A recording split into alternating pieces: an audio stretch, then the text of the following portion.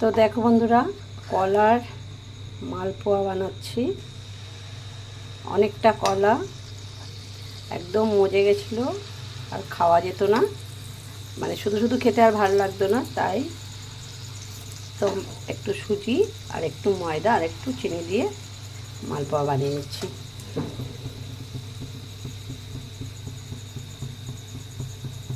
পাতলা পাতলা করেই দিয়ে দিয়েছি।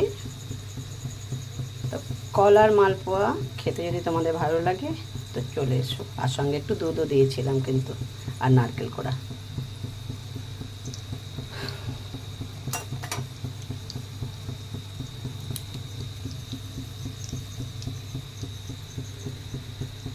তো চারটে একসঙ্গে চাপিয়ে দিয়েছে দেখো।